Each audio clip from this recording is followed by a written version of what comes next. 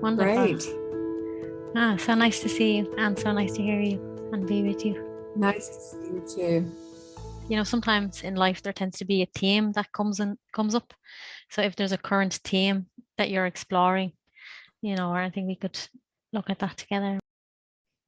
If there's a theme that I'm interested in, I can say that it is how do we strengthen our spiritual connection to life in very difficult times? Yes. In a really universal sense. Yeah. And do you mean difficult times, like when we just like difficult times within ourselves, or difficult times in the world, or they're not really separate, just how we're experiencing the world? Or Well, any they're type not of really challenge? separate. Mm-hmm. They're not really separate because we're always going through things as individuals in our journey and our growth. But these times in particular are very unique, and pandemic, climate change, war, these are very big collective movements that have a tremendous impact on us individuals. Yes. But I think that's a really great thing to explore, like especially for people who are interested in spirituality, you know, and even the non-dual path, because I feel like in the non-dual path, the teaching is very direct, you know, and it's just pointing directly to the truth of who you are, which is really beyond this world and beyond all the stories. But then we find ourselves seemingly in the world. You know, so my kind of exploration through all of these podcasts conversations is really bringing that, what we find in the pointing of non-duality, really bringing that into the middle of life. And exactly like you say, like how can we bring that understanding and that self-recognition that we have in our hearts, you know, that we're really beyond the world, but yet the world is here. You know, so how can we bring that right into the middle of a challenge, you know, and whatever the challenge is. And of course, these big issues that are coming up in the world at the moment trigger different things in different people, you know. But whatever it is, how can we bring that in? I like that exploration. My teacher, Lee, whose master is Yogi Ramsuratkumar, they've both left this world. They're no longer in their bodies. And I consider Yogi Ramsuratkumar my mahaguru. And both of them had a very powerful way of being present in life. And so through their example and their teachings, and through my own deep inner work, which I've come to on my own, I understand that yes, we exist beyond this world, and that the depth of who we are in the non-dual sense, the true nature of who we are, and our connection with all of life, our unity with all of life, this is true, and that this realm is real also, and that it's given by the divine to us. And so we, you know, it's for me, it's a misunderstanding of non-dual teachings, which I hear often from people over the years, to think that we're just going to aim for going beyond and not having to deal with the mess that's here. When actually, the path that I've lived for a number of decades now is the Baul path, and it's a path that synthesizes tantra and bhakti. And so, you know, in tantra, we don't reject anything. We don't turn away from, we turn toward whatever it is, because every moment of our experience holds these precious seeds or keys for transforming energy and for the actual transformation that we're aspiring to for ourselves individually, so that we can be really in touch with our true nature and the wisdom that resides deep, deep, deep within us, underneath all the layers of personality and karmas and all of these things. So for me, it's really both. It's really so important that we allow ourselves to be fully present to what is happening in our little world, in my personal world, and in the world of humanity. And that I honor my humanity. You know, I'm here in incarnation to learn and to grow and to serve. Yeah. So the nature of like our truth is that it doesn't want to turn away from anything. Like it actually turns towards darkness, if anything. yes. Really. Yes, and the Buddhists have such a beautiful way of expressing this in the Bodhisattva vow. And I'm not a Buddhist per se, although I've studied Buddhist teachings, because in the path that I've been on, this deep interest and passion about universal truth as it shows up in all traditions. It's really, the Bauls wear these iconic patchwork jackets. They sew patches from many different fabrics into a cloth, and then they wear that. And it's a symbol of their deep passion for synthesizing and taking, like gathering honey, they call it, gathering honey from many different traditions. So I like to refer to the Buddhist tradition, even though I'm not a Buddhist, and with great respect and gratitude for those teachings. But they have a beautiful way of understanding this interface between non-duality and duality, and the possibility that we could have an awakened relationship, an awakened awareness that we bring to this world where we find ourselves. And they often will say it like this in spiritual practice: first there is the mountain, then there is no mountain, and then there is the mountain again. And so this second appearance of the mountain is real now. It's not an illusion.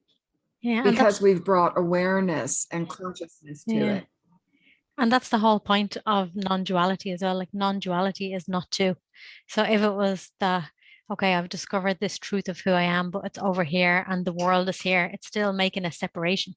So it has to be that right in the middle of life, everything, whatever it is, all the human challenges, like that is the truth. That I use the words beyond this world, but they're only words, of course, they're not the right words, because it's not beyond this world. It has to be right in the middle of this world, or else we don't really want it, I don't think, if we can't have it here. Have it, be it, and experience beautifully said. Yes. And I live think it fully. Live it fully. So there's so many different spiritual paths, and I suppose, and spiritual practices. And I suppose what they really all are is to bring that recognition into each and every moment more and more and more. Maybe, I don't know what you think about this, but like, I feel like it's a kind of an ongoing thing. Like maybe there's always something else that we can bring our awareness and light to, because we are the entirety of consciousness. Maybe we can get over our own personal things. The way with Yogi Ramsuratkumar, didn't they say, he kind of went and he was dealing with things in different realms. Ma Devaki says that. I spent some time with Ma Devaki also, and she said that he used to just spend time like doing things, and I don't know what words to use now, but in different realms and everything. And doing his work, I think he would call it. Yes. Yeah, it's just smoking his universal cigarette. Work. Yeah, smoking like thousands, hundreds of cigarettes, like one cigarette, then another cigarette and another cigarette. But he'd be just so focused on whatever. We don't know. He would focus on one of us in the times that I was in his company, for which I'm very grateful. He would focus on one of us, like say he would focus on me, and smoking the cigarettes the way he did it. And there was this very strong feeling that he was looking, because he would gaze into whoever was in front of him while he smoked. And he would gaze very, very deeply into the being. And there was such a palpable sense that he was smoking for us, that it was a prayer. The way the smoke would rise to heaven, that was prayer, and that he was connecting heaven and earth through this act. And there's also, many stories of when the wall in Berlin it was still up, and there was this terrible suffering going on between East Germany and West Germany. And just before, for a year or some months before the wall came down, Yogi Ramsuratkumar was reading the newspapers every day, and he was very focused on what was happening in Germany and smoking, and he would go into very deep states, bhavas, very deep moods, very profound moods, and sometimes it would appear that he was suffering very deeply, and tears would come to him, and it was so real for those of us who were sitting with him in his company in those moments, that he was smoking and praying and working on behalf of what's happening now in this world, that it was as important to him what was happening in Germany and that the wall would come down. That was as important as possibly some very cosmic work. There was no, that he was clearly doing that too, that there was no separation, as I said earlier, no separation. And what would you say about everything that's going on in the world right now? Everything is big word for the main things that are in the world, right now. There's like the war between Russia and Ukraine. I don't know, I don't really keep an eye on the news, but there's a lot of things. But how would you suggest that people deal with the issues that's bringing up in them? Even I was talking to someone when the lockdown was on. I was talking to someone who's from Israel, and she was saying it was bringing up in her a lot of old stuff about just like World War II, when Jewish people were kind of being put down and all. It was bringing up a lot of her old ancestry stuff inside her as well. So there's that, and it can trigger different aspects, I think, in different people. For me, it's enough to just really, whatever feelings I'm feeling, to just let myself feel everything as fully as I can, because I don't feel like I can necessarily do anything for the world, like, per se, but I feel like I do have the ability to really embrace and not look away from whatever is arising inside me. So I don't know if you have anything to say about that. Yes, I'm very aware that the war in Ukraine is bringing up memories of World War II, and for good reason, with good reason. And I too I don't watch the news, and I don't listen to the news, but I do stay. I have friends who will tell me what's happening. My husband is German, so he stays abreast of it because he has relative close, his mother, his son. We have very dear friends in Europe. So much of this intergenerational trauma that you're referring to, about it's bringing up for your friend in Israel, memories of the Holocaust, and for many people who, especially people of Jewish ancestry, this is very, very powerful intergenerational trauma. It's ancestral, but it's very much in the body still. And we each have to find our way to work with these things. And for some people, that means getting professional help when it's really becomes much of a burden for the individual. We need to get some help with working through these wounds. But from a perspective of spiritual practice, one of the, I would say, the kind of foundation contexts that I aspire to live from is really trusting the divine process here on earth, and that there is something meaningful. There's something very big going on. And I have this, as many people are saying these days, that have this deep sense that humanity is right at the edge of an evolutionary leap, and that evolutionary leap is evolutionary leap is a spiritual leap, and that we things have to change on planet Earth in terms of our species, whether we will continue as a species or not. This is very clearly.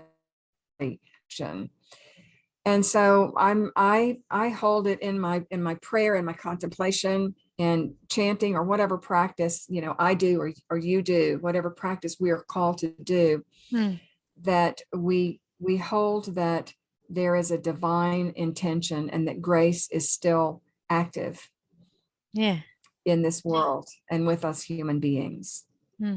And that doesn't mean that we condone what's going on. It doesn't mean that we don't feel deeply the sorrow and the anguish of it, because we have in my, what's so important for me is that we keep allowing our hearts to open. And you mentioned this just a moment ago about you choose to feel it.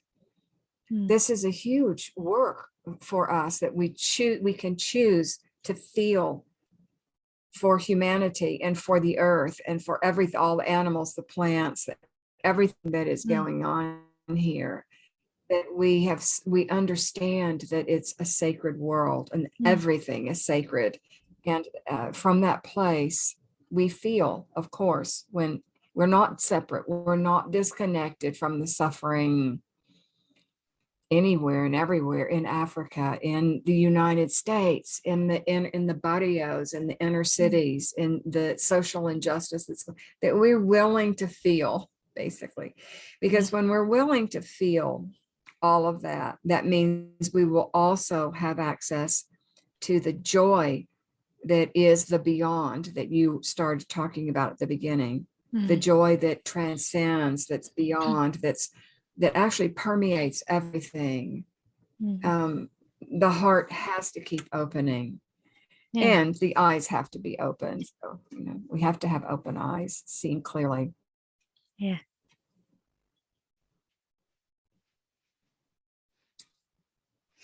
And we don't necessarily want to feel, especially when our personal wounds have now been activated by something that's going on. So that's where it gets into, maybe we need to get help, or maybe we need to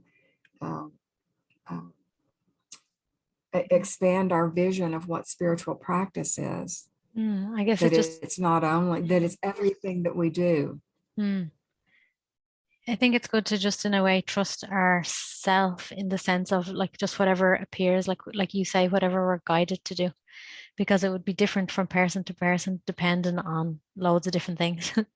Like maybe sometimes for some of us, it might just feel totally overwhelming. So you actually really need help, and that's totally okay. So whatever is appearing for us, it's totally okay. And to just kind of trust that, and to also know that you can't actually make a mistake. Like I feel like that kind of sense is getting deeper and deeper in me. There is no mistakes. There's no such thing as a mistake. Like it's okay to do it wrong, to do life wrong, because you can't really do it wrong, especially if you're being as honest with yourself as you can be. Like really, that is doing it right, even if the outside thing appears to be wrong. Yes, it can look like a mistake, and it can feel like a mistake. And actually, if we're making use of it, then it gets it becomes part of the transformational process. And so it's very blessed if we're making use of it. But of course, there are I think this thing of no mistakes is really beautiful, because it leads right into the trust that you're talking about and that we're discussing, is trust. And there's a greater process, and grace is guiding that process. The grace is the greatest force in existence. We could say it's the love, that it's gravity, even, if we want to go to physics to understand what's going on, that grace and love, and grace being, two words for the same thing, is holding everything together. I like the way Rumi says, the wound is the place where the light enters. So that's like really being with our wounds. So no matter how much we think we know ourselves, our true nature, if we still have kind of pains and suffering and conditionings arising inside us, which is really all of us, because even like when you said Yogi Ramsuratkumar is flicking through the paper, and he's crying and feeling the pain of whatever he's reading, and I feel like that's a very beautiful reflection, because sometimes we can have this idea that realized being is beyond everything, in the sense that they don't feel anything. But I feel like it's great to hear that and to know that really a realized being maybe feels more than, and I don't want to distinguish even between a realized being and a non-realized being. It feels wrong. But somehow like the more like we live our true nature, maybe we feel more and more deeply. And we don't have to be afraid to feel.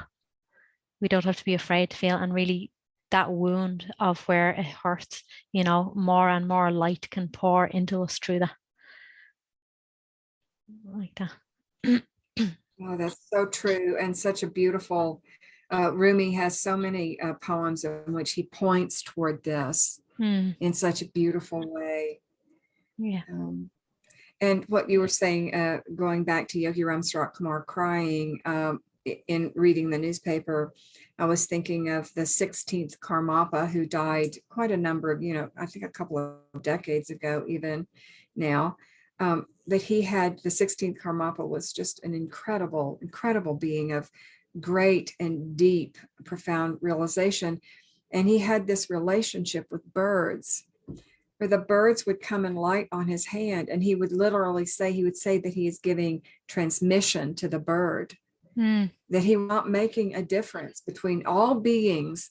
As Yogi Ramsuratkumar has this beautiful teaching, and you may have heard this from Madhavaki, on the totality of life, in which he says everything is moving toward one point of totality. So all things, all beings, all planets, all suns, all the one-celled creatures, as well as the complicated creatures like human beings, we're all moving toward this moment in which we realize the gift of life that we process of becoming as a being that can then reflect back on that which created us, that which we are a small, tiny little part of, and the beauty and the grace and the joy of that. So I love this with the 16th Karmapa. There's some wonderful videos of him, as well as some wonderful videos of Yogi Ramsuratkumar. And it's so inspiring just to have, what's called traditionally darshan, just to see and hear the voice and the laughter of someone who's teaching us, who's bringing wisdom that we then, and this is another really important point for me, and one that my teacher Lee emphasized, was that we have to find the truth of this for ourselves. So the great beings like Yogi Ramsuratkumar, the 16th Karmapa, the Dalai Lama, Mother Teresa, all these great beings, Rumi, whoever it is that we're being super inspired and nourished by spiritually, but then we have to take that and it has to become real for me as an individual. I have to realize it. Yeah. In the last months of my teacher's life, he was fond of saying, among many other things, he was saying, you have to make the path your own. Yeah. And so this like the true gurus, the true teachers, they're always putting it back on us. It's like, don't just adulate and worship me. Find out. Yeah. Take what I'm giving and prove it for yourself. This direct experience rather than going through someone else, I have found over the decades to be essentially important. Yeah, what that really means, isn't it, to make the path our own, is to live the teachings. Like, it's not enough to just know it, and like the same as you probably, when you're with a teacher, many Sangha around as well. So you can see that that's a thing that seems to happen to many of us, is that we kind of think we know. And when you think you know something, it kind of stops you from actually growing. Like, so you feel like you've realized or something. And I feel like that really stops our growth.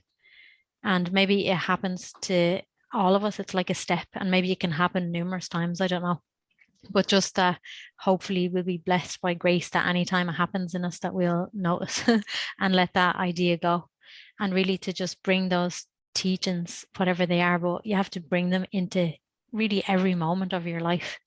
like it's very easy to feel at one with everything and divine when there's nothing, no forces from outside. You're sitting down in your room, it's quiet, it's peaceful. Oh yeah, everything's good.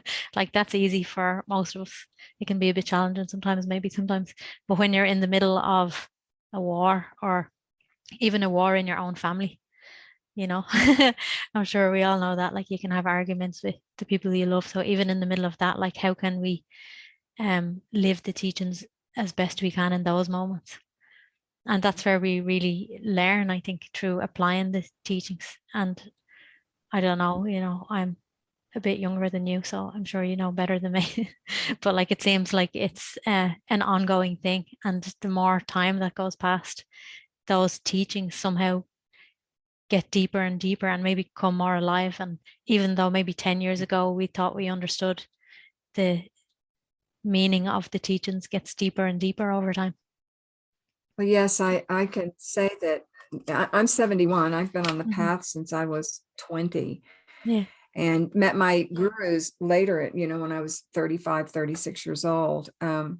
And so had already many turns on the spiral that you're talking about, because my experience is that it is a spiral, and that we keep we come back around, like, and we might feel like, what, this again? I thought I was done with this. But actually there's still something we have to learn, and really bringing honor and respect to that process, and wisdom that that the process of becoming, you don't attain something and then you're done.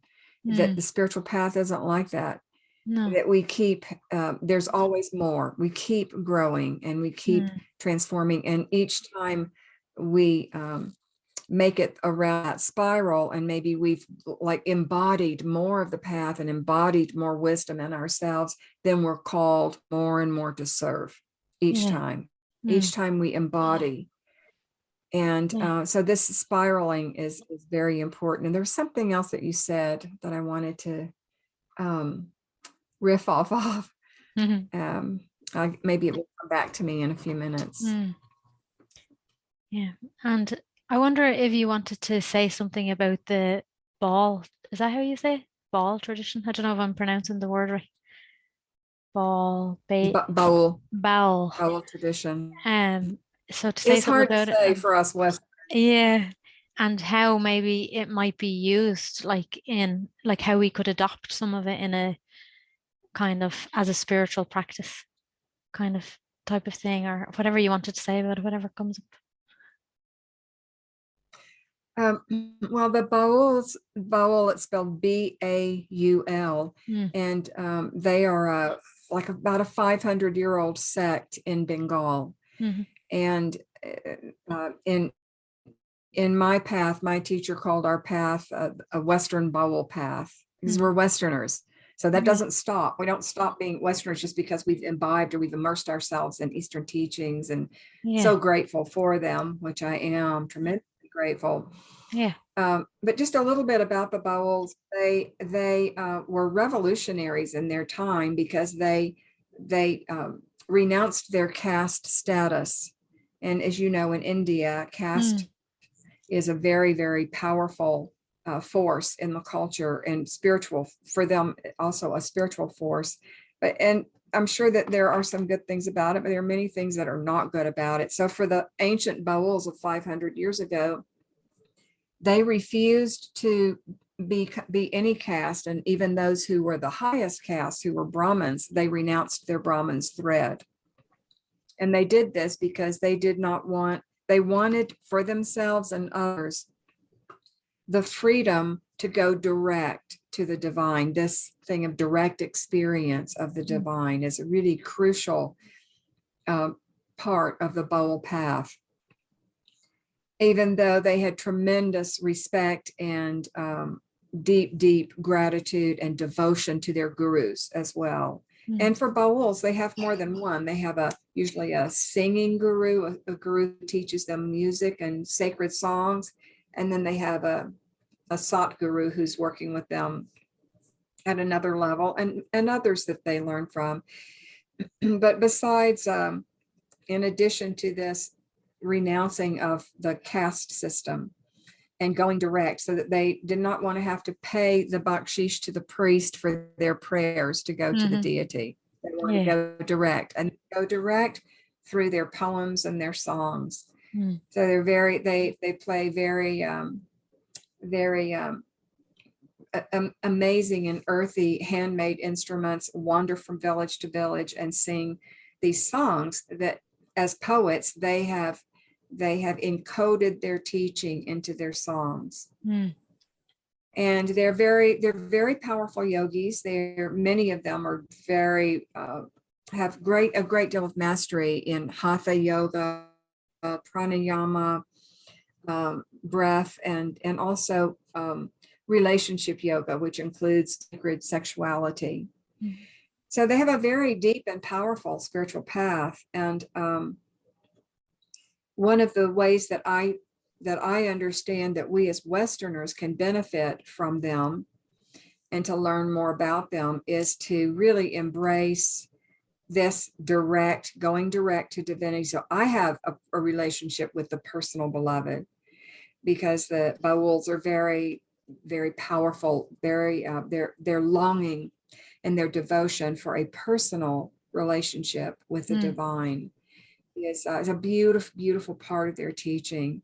And sometimes they'll refer to that as the man of the heart, or the person of the heart, we could say. Could be also the woman of the heart. So it's a beyond gender. Just about, let's say, if you just take singing to the divine as an idea, and they want to have a personal relationship, I might be getting it wrong, personal relationship with God, would it be used as a spiritual practice in the sense that they're seekers? Or how would it be, like, so for someone like, that is clearly not a seeker, like they know the divine and they have a relationship with, but they also see that they're one with the divine, then how does that kind of fit in with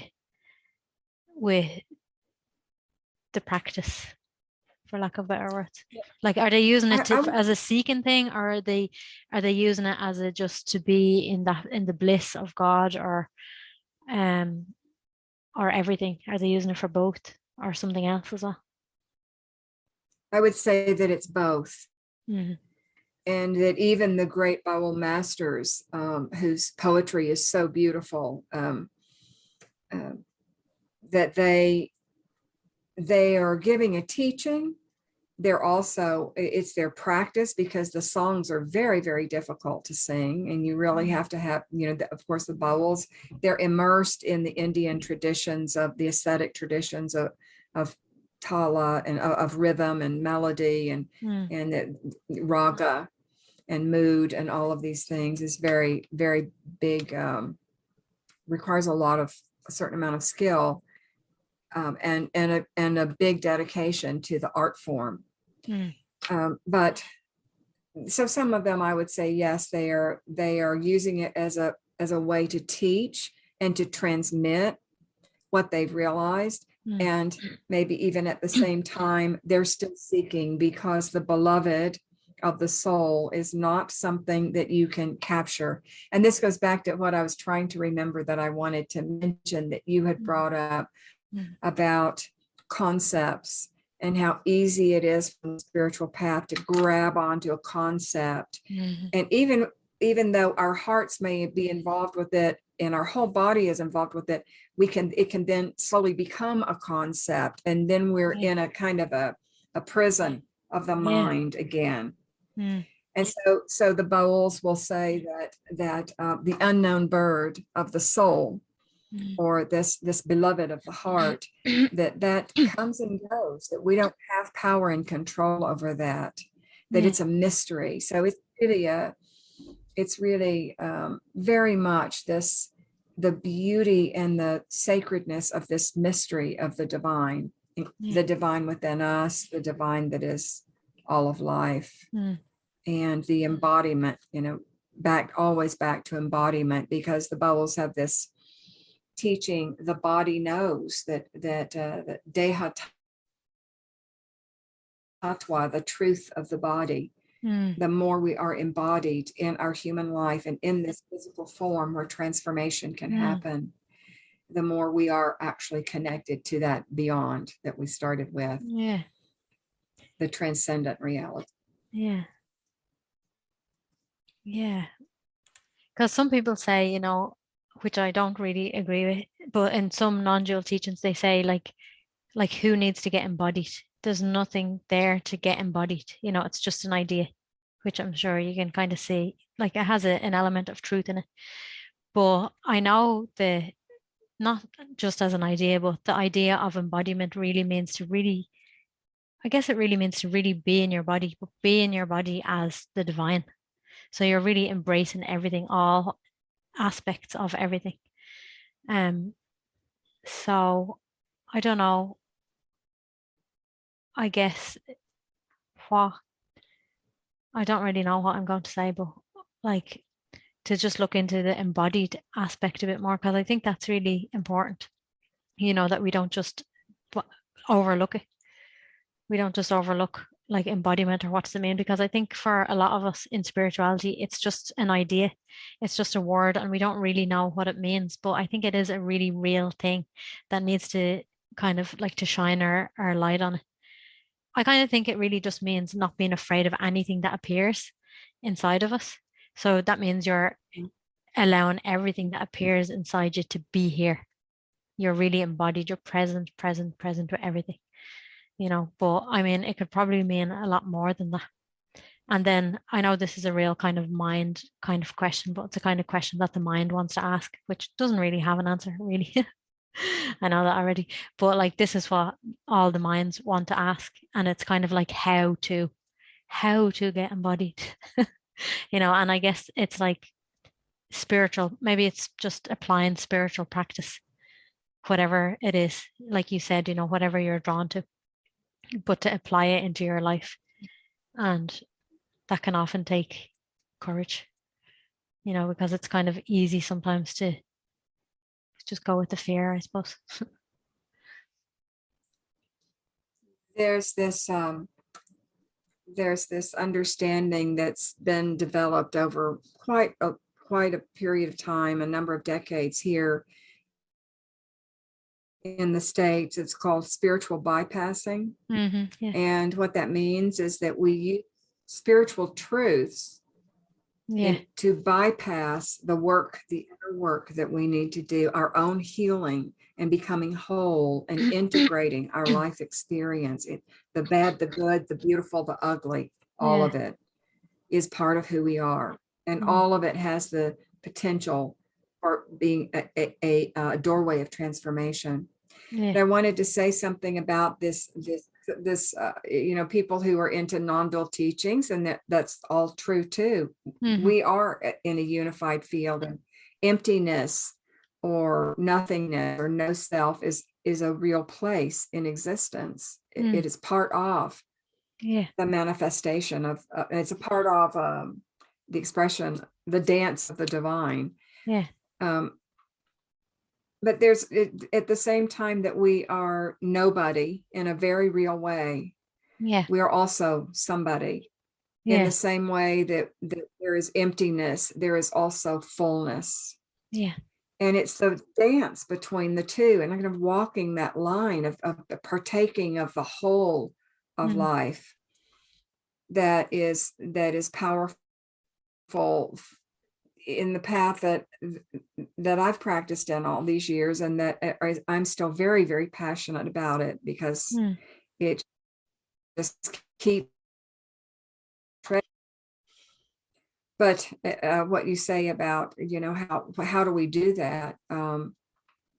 That's going to be an individual journey, and it's so important that we not do this spiritual bypass where we use concepts and beautiful teachings that are true, but they are not the whole picture. We use that to try to escape or jump over or deny or even repress, you know, what we need to do for ourselves, for our own healing. It kind of comes back to what you said, that your teacher said, that you have to make the path your own. I feel Yes. like it comes there, so if we have these non-dual teachings already and we've even recognized the truth of them and it's a very real thing, like you said, but then also this human individual experience in life is also a very real thing, and our bodies are very slow to catch on to the news that actually we're divine, so all this old thing, like energies from who knows what. You can just say, we'll just say this life, so old energies, and it's not like they don't just leave our body and we're just left in like bliss, like momentarily maybe, or maybe even sometimes for a few weeks or a few months, but somehow it seems like in most people, there's probably always the rare exception that it can happen. But I think in most of us, like our bodies are holding different tightnesses and conditioning stories that come up, so that's where like embodiment comes in. So I wonder, do you have a practice that you would associate with embodiment? You might not use those words, but do you have some kind of a practice that you'd like to Well, share? I have many practices, and many that I've done over the years, and it's evolved, but many years of meditation, a formal meditation practice, and breath work, and of course prayer, and um, with the sun and 5 months, and these kinds of practices that have meant a lot to me over the years. And now that, as we practice, the practice becomes a part of us. And and so we might, at the beginning, we absolutely need that hour of sitting every morning, sitting in meditation, for example. And maybe later it becomes, I wrote this little book during the pandemic called The Art of Contemplation, in which I've kind of synthesized some of my experience of how many practices spiraling, through the decades of practice, really a contemplative life for me. Mm, So, and one of the aspects of that is creativity. yeah. So for me, like whatever creativity is for you, Mhm. and it could be anything. And for me, it's often I play the piano, I love to sing, I love to chant, and I write a lot. And I love to cook. And for me, it's Mm, creative watching the sunrise and the sunset. This is, just really connecting directly to the beauty, expression of the divine through nature. mm, And that this nature actually helps us, especially if we're dealing with anxiety and fear, whether it's from past wounds, as you were saying, or the conditions in the world today, or our fears for our loved ones, our concerns for our loved ones, that the more we can connect to the natural world, the more we can connect to our own creativity mm, and our contemplative nature, mm, and cultivate that, the more support we receive from life. mm, And back to creativity, that could be, maybe you like to write poetry, maybe you like to read stories to children or tell stories to children. Maybe mm, that's the creativity that's feeding, or you enjoy deep conversations with friends, or the work that one has. Even, we're running a business, it can be very, very creative and mm, very serving of life. So mm, when I say creativity, I'm talking about a big possibility. mm, For us, it's more of a mood of wonder and exploration, and really celebrating the beauty and the impermanence of life. That's all up in creativity. mm. But that's Great. kind of a lot. I hope that's helpful. Yeah, what's coming when you talk is like it feels like creativity is life energy, really. Like when we just allow ourselves to just be, and then the creativity that comes through, it's really life flowing through us, isn't it? And it's very obvious with beings who are creative, that it's just coming through them, and I definitely know, like through writing, like I do some writing sometimes, and I guess my experience with it is changing. But in the beginning, it felt like I thought I was like channeling something else. I thought I was here and I was like channeling a different being or something, because it clearly wasn't me who was doing the writing.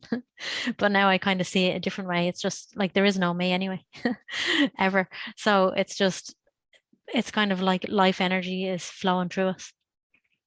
But the question I wanted to ask you was, we're not always kind of connected to that creativity, like for someone who's, let's say, very busy in their life, they're working, they have a family, they're doing this, and it's kind of hard to um maybe to just, they're not in the flow of creating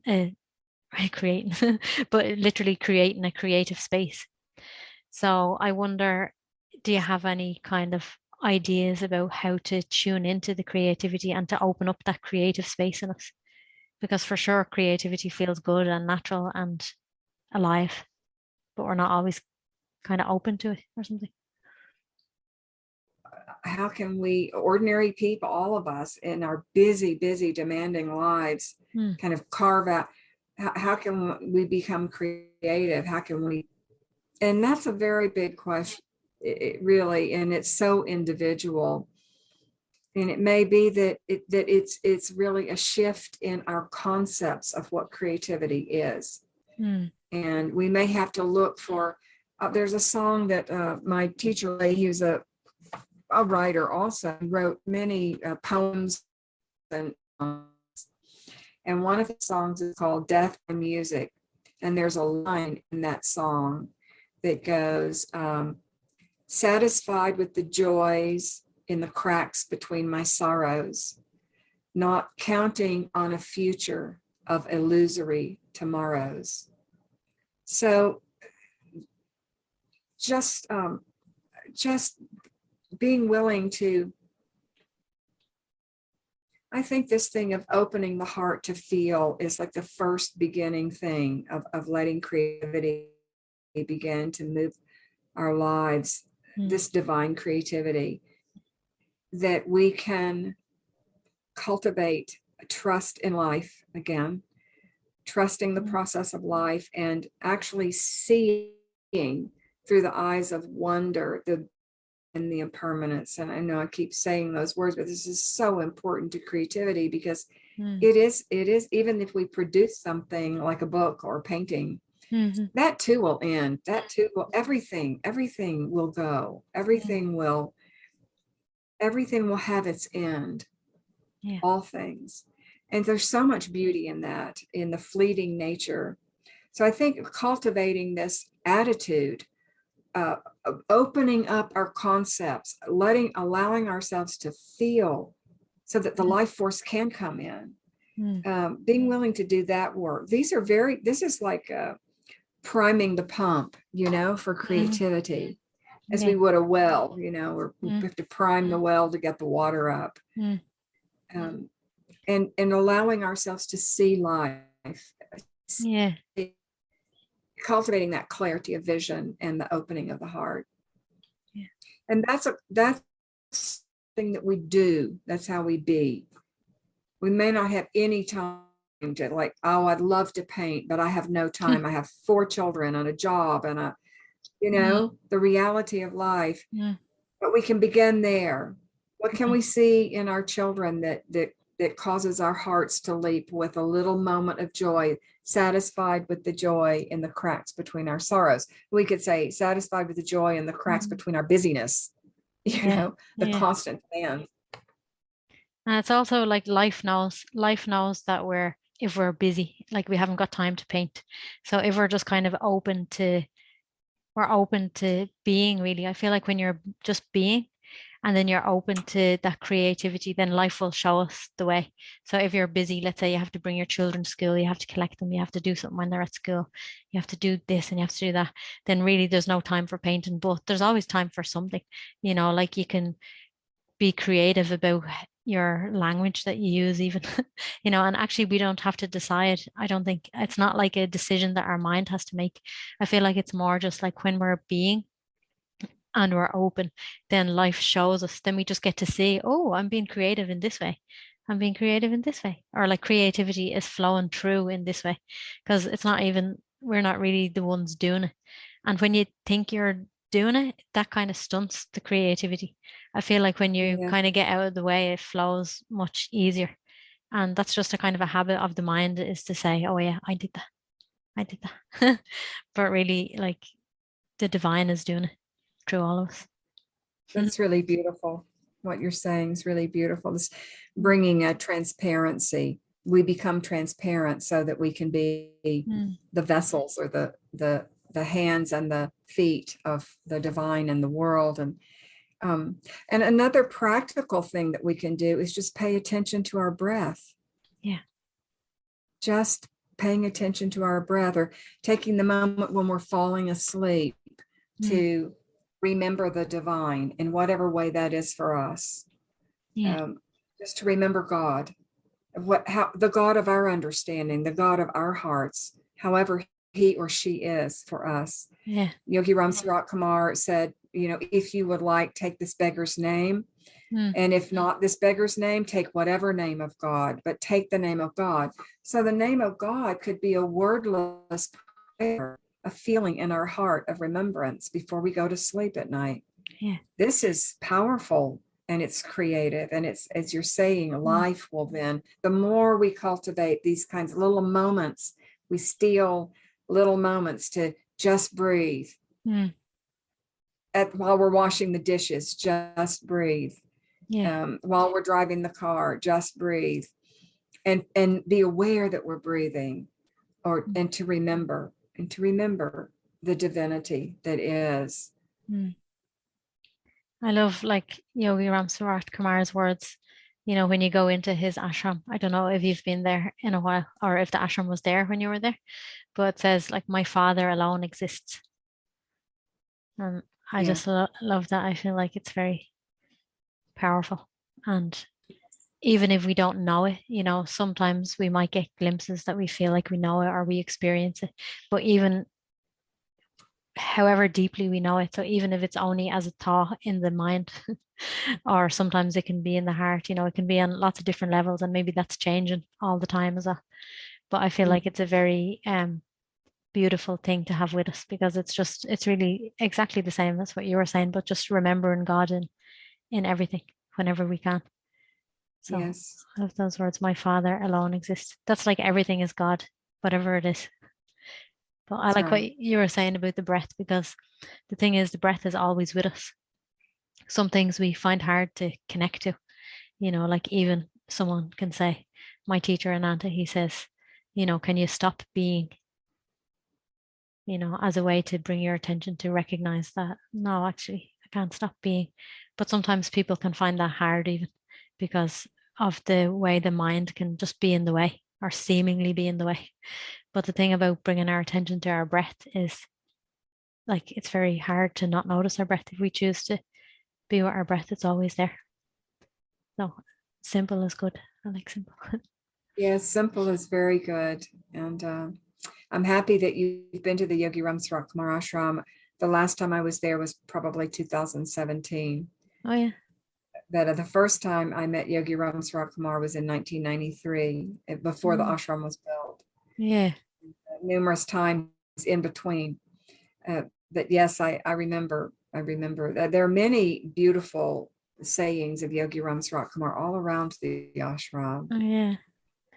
Yeah. It's really amazing there. Like, I felt when I went there, like, as soon as you just step through the gates, the energy there is very palpable.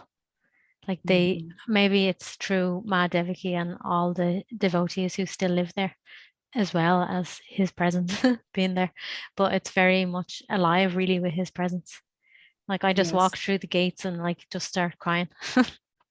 Like, even not seeing anything, you just, like, you can really feel it. And already you're in a very strong, energetic place, being near Arunachala. But still, when you walk through the ashram, there's a unique quality of energy, like his yes, energy, really. his presence is very strong on our ashram here in Arizona as well.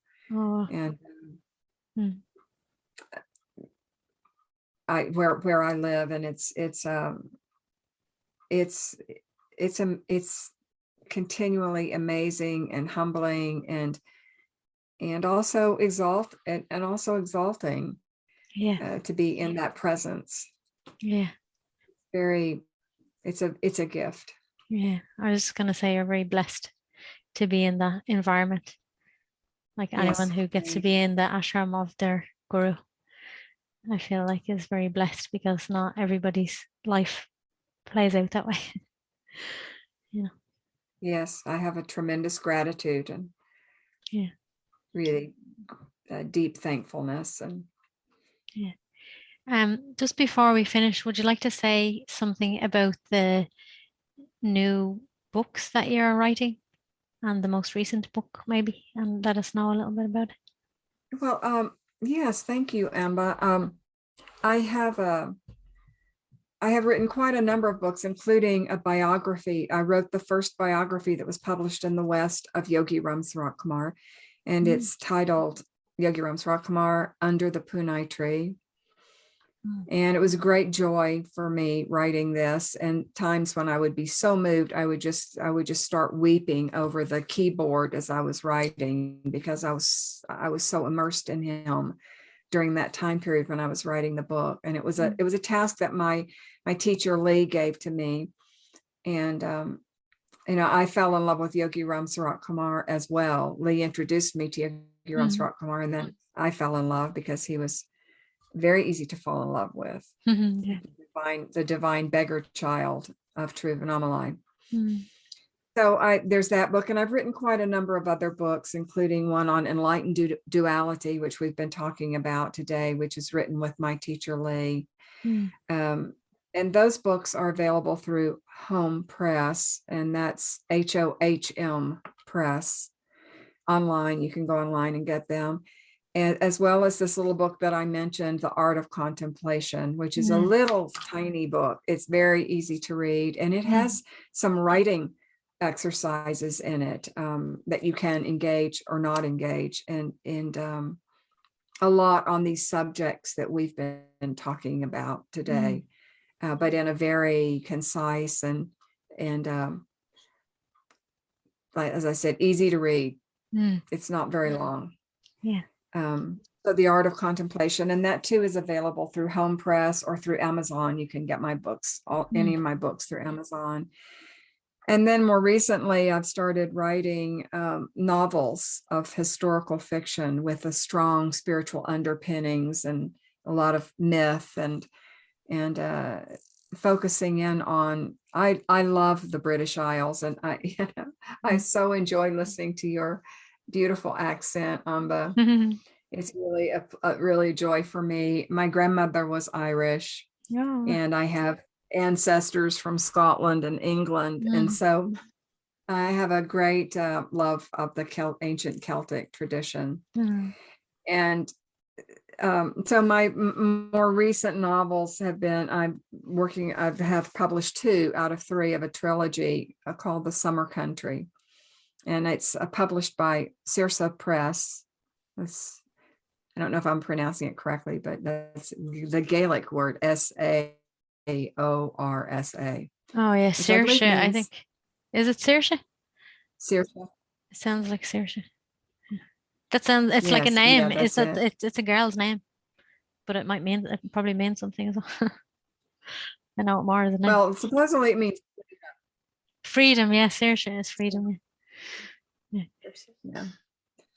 And so those are the title of the first one is The Company of Avalon, because the books take place in the Summer Country, which is now Somerset in England, at the location of what is known today as Glastonbury, and was known in the old myths as Inniswitrin, where the Isle of Avalon was, and the whole Arthurian legend, author Guinevere, Lancelot, etc.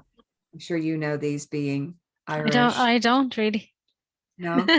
I know of them, like of course I've heard of that, but I haven't really tuned into that. I don't know the story so much. And these books are tied into the worship of Mary Magdalene that grew up around the old church and monastery and cathedral of Glastonbury that was destroyed at the time. It was destroyed by Henry VIII at the time of the dissolution of the monasteries. So it's a very they're very if you're like me, I love novels. I love nonfiction as well. I've written a lot of it, as I said. But I'm always looking for novels that have real spiritual substance for me, Yeah. that give me something to think about and to contemplate, but they're novels. Yeah. So that element of story and the Just like life. transformation, just like, exactly. Oh, so true. It's perfect. It's So, like a reflection of life now. Like you don't, it's like in the beginning in spirituality, we go totally towards non-duality. It's like going away from yes, story and all. Just like you said, there's the mountain and then there's no mountain. Then there's the mountain again. So even in your own expression, the expression now is like you're writing novels, but it has the spiritual underpinning. So it's a great reflection, it really is. And isn't thank it? you so much for Yeah. seeing that, because Yeah. making that connection, it really warms my heart, because that's true for me. Yeah. And the other thing I'm passionate about as a writer is memoir writing, and I do offer quite a number of workshops on writing as spiritual practice, Mhm. and memoir writing as transformational practice and spiritual practice. So if you're interested in any of that, if you're listening to this podcast and you're interested, you can go to my website, which is Mary Angelon Young, and just contact. There's a contact in the website, and let me know that you're interested, and I'll make sure that you get on a mailing list if I'm giving any workshops. Often I give them with my friend and fellow writer Regina Sarah Ryan.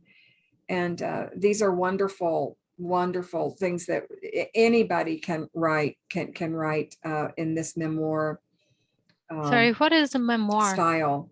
What is a memoir? A memoir is like a memoir would be, it could be you take a year out of your life and you write about your experiences and your journey during that year and what was meaningful to you about it. Mm. Or it could be you take one experience that you had. Some people will publish memoirs that are simply about something that happened 1 month in their lives, some major event that we do it. Primarily, we would write a memoir for our own process of integrating our experience to find out what was transformational in it. We've integrated it. It's part of the mandala of who we are. Mm. And so what did we learn? What did I learn from that humbling, the experience where everything broke down for me, as an example? It's a very powerful way. It's a tool to work with. And it goes back to your question about what about everyday creativity, Yeah. writing about our story or some little moment in our story. This is memoir. That's very interesting. And I feel like it also ties into embodiment because, we go through these stories in our lives, and we often don't reflect back. But I feel like to reflect back, maybe especially after a lot of the time has gone by. So it's not if it was traumatic or if it was very challenging at that time, I'm thinking of a particular time in my own life. But to really focus in on that, like you're really shining the light of your attention right there. And then you're really embodying that experience from a higher ground almost because it's not happening now. I don't know if that's the right words, but I can really see the value in that even though I haven't done it. Yes. Just through hearing you Yes. speak, and I can see that it would be very valuable. Yes, you said it very well. And sometimes it takes 30 years to be able to actually articulate what happened in a way that we're bringing consciousness to it. Yeah. And my teacher he gave me the practice of writing, as he did for many other people, and the practice of singing as well, and singing, kirtan and chanting and so on. But with writing, he said that the degree to which we have integrated an experience in our lives so that it has transformational value for us, that's in direct proportion to our ability to articulate, to say in words what happened. Yeah. So we use the magical power of the word for our own process of transformation. And of course, we do all of this because we want to benefit all beings and all of life. So Yeah. This is another piece of it, that our own transformation, like what I do, what you do, Amba, what anyone individual does to bring more clarity, more open heart, open eyes, all of that, that affects the world. Yeah. It affects everybody. It has a beneficial blessing effect on the totality of creation, in fact. Yeah. And this is a very good reason to do this work. Yeah, it really is. That's a good ending. It's our purpose in the Yeah. big sense. So Yeah. it's about purpose. Yeah. And I feel like we don't even really need to know about that. Sometimes you kind of get a glimpse that you kind of know that it helps everything and all, but even to just do it because it feels right, is Yes. enough. Like we're kind of being guided from within, I feel like, what to do, and we don't really need to be concerned so much about the bigger picture. Even sometimes life can show it to you, but I don't think we need to know it. Yes, it's a mystery, isn't it? Yeah. And that word mystery, and the other word that comes for me as you're speaking is faith. Yeah. We've talked about trust. Trust and faith, they're like best friends. Yeah.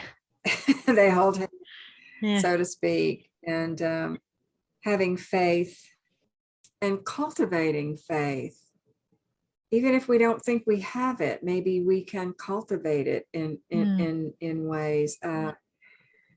Faith that we are loved Yeah. by the divine, that we are loved, and that all is well in the very big picture, the transpersonal, the beyond, Yeah. and the here and now, that it's all somehow everything is okay. Yes. There's a line from a beautiful African American spiritual that goes, the poet, the singer sings, "Things are not what they should be, but God is so good to me." And it really speaks to that, what you were saying about we don't have to know, we can't figure it out. It's a mystery. Yeah. But we can have faith. Yeah.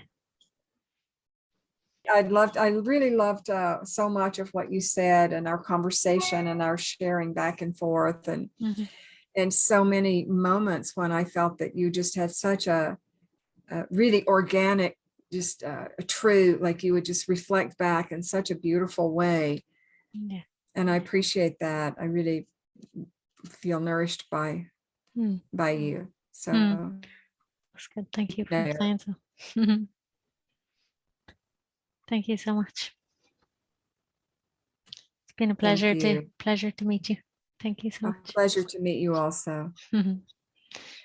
We say Jai Guru in the Baul path.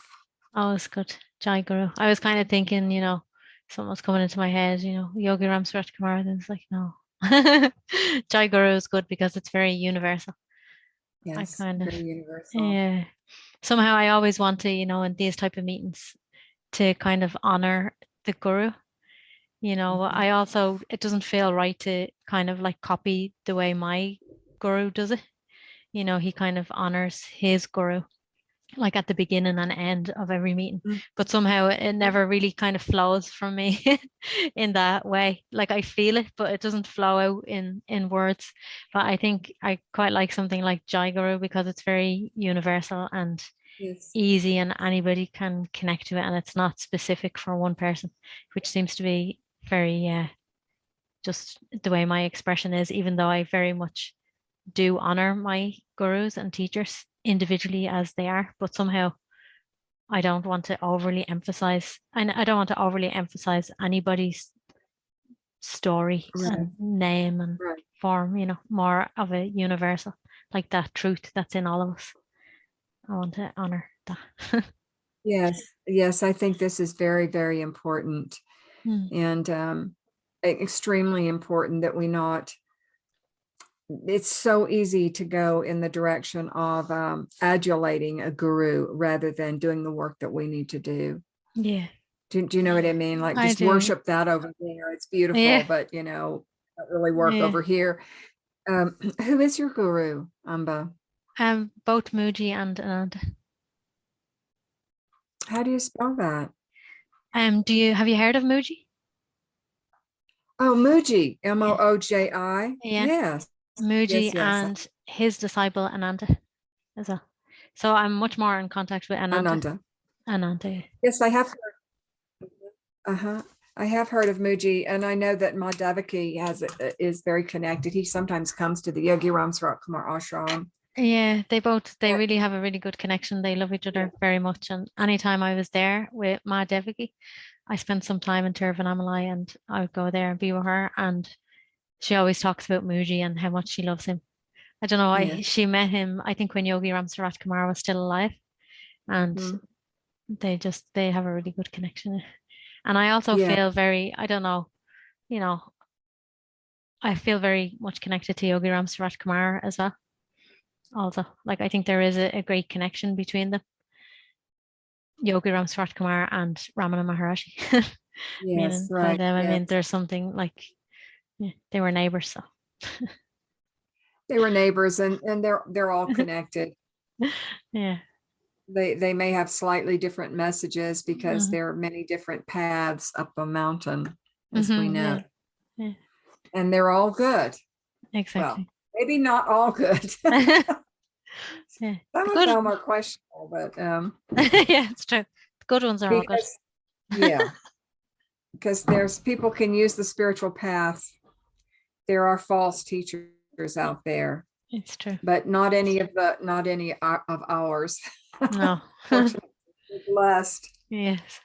Very blessed. So I have think listened to some of Muji's teachings too. I've seen a few things from YouTube. I often think it's more about the disciple than the guru. So I don't think you have to worry too much about getting the wrong teacher or the right teacher. Of course, it's wonderful. Like, if you're like, you will be blessed if the disciple is in the right place. Like, I think it's more about the disciple, really, like what's in your own heart, and then the guru will reflect that to you. I don't know, I always had that kind of sense. Yeah. And then we see, like, there isn't really a difference. A true guru or master is not holding themselves as a guru or master. They're just a being, same as us. Yes. Yes, they're just in the mix with us, and in such a powerful way. And it's really true what you say. I really appreciate hearing your wisdom about that. Lee used to say that that a good disciple can make use of a bad teacher. Yeah, I really feel a good like disciple can learn from a bad teacher. Yeah. I mean, it's put in very simple terms, I know. There's many arguments you can, and there's arguments you can have with it, but like the essence of what's true is there. Right. Yes. So thank you so much for this opportunity to meet you and have this conversation. I'm very grateful. Same. I'm very grateful too. Thank you. Really enjoyed very much getting to talk with you. Same. Okay. Thank you. Jai Guru. Jai Guru.